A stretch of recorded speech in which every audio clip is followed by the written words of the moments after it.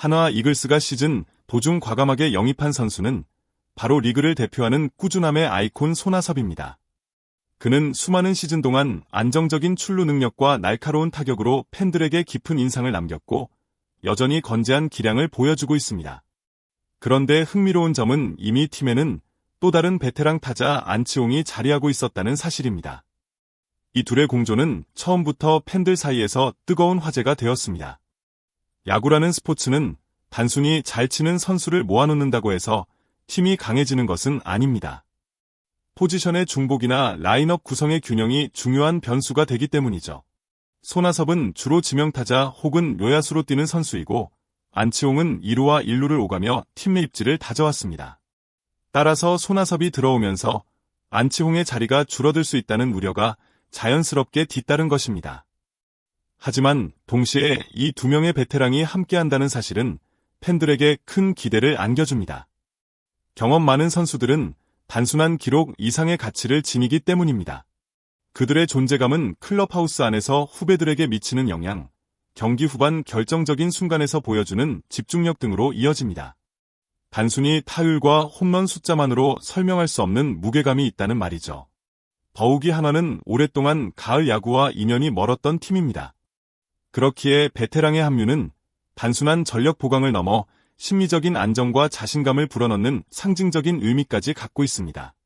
손아섭의 꾸준한 출루와 안치홍의 잠재적 파워가 동시에 살아난다면 이는 마치 마지막 퍼즐 조각이 맞춰지는 듯한 효과를 가져올 수 있습니다.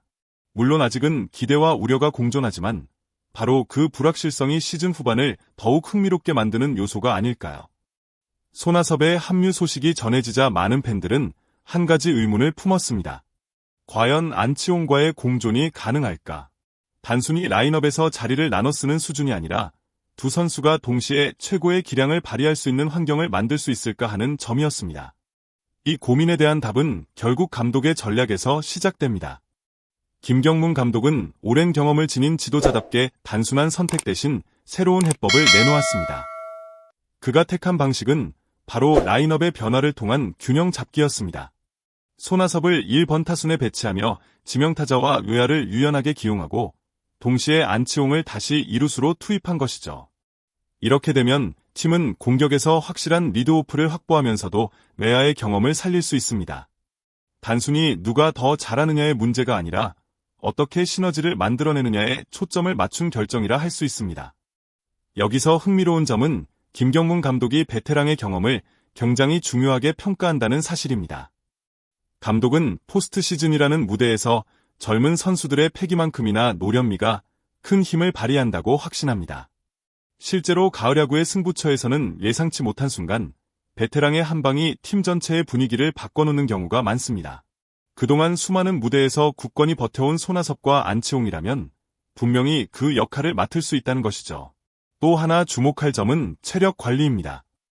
현대 야구에서는 베테랑들이 지명타자 자리를 돌아가며 체력을 안배하는 것이 일종의 공식처럼 자리 잡았습니다. 김경문 감독 역시 이 부분을 염두에 두고 다양한 조합을 시도하고 있습니다. 즉, 단순히 한 자리에 묶어두는 것이 아니라 유연하게 포지션을 조정하면서 최상의 전력을 끌어내려는 것입니다. 결국 그의 해답은 단순하지 않습니다. 포지션 경쟁으로 끝나는 것이 아니라 서로의 장점을 극대화하고 단점을 보완하며 팀 전체의 밸런스를 맞추려는 장기적인 그림이 숨어 있는 것이죠.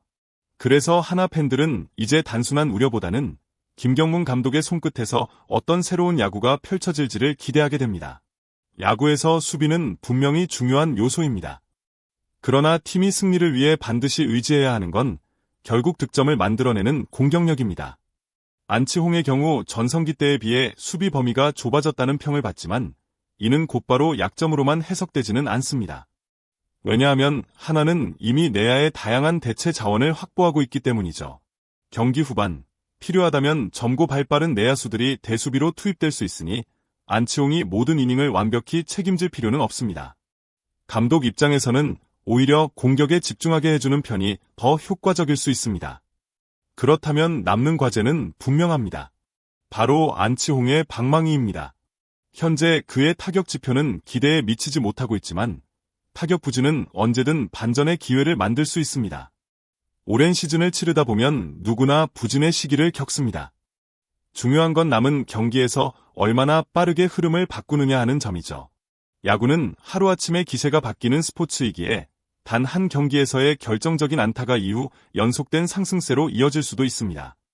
또한 베테랑 타자의 강점은 위기 순간 드러납니다. 득점권에서 침착하게 승부를 풀어가거나 중요한 순간 팀에 필요한 희생타를 만들어내는 모습은 단순한 타율 이상의 가치가 있습니다. 안치홍이 가진 경험은 단순히 숫자로 환산하기 어려운 무게감을 지니고 있습니다. 팀이 필요한 건 화려한 홈런이 아닐 수도 있습니다. 때로는 작은 적시타 한 방이 경기를 완전히 바꾸기도 합니다. 결국 한화의 공격력 강화는 안치홍의 부활에 달려있다고 해도 과언이 아닙니다.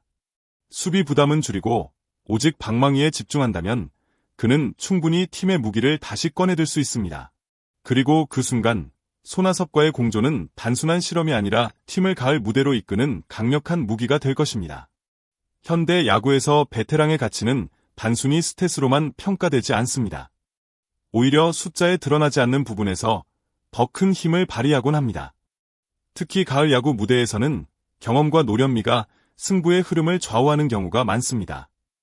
손아섭과 안치홍의 공존이 중요한 이유도 바로 여기에 있습니다. 손아섭은 꾸준히 출루해 팀의 공격 흐름을 만드는 리드오프 역할을 맡을 수 있고, 안치홍은 타격 컨디션만 회복한다면 결정적인 순간 승부를 끝낼 한 방을 기대할 수 있는 선수입니다. 한화 팬들이 기다려온 건 단순한 시즌 승수가 아닙니다. 오랜 시간 멀어져 있던 가을 야구의 감동을 다시 느끼고 싶은 것입니다. 그리고 그 목표에 다가가기 위해선 경험 많은 베테랑들이 팀의 퍼즐을 완성해 주어야 합니다.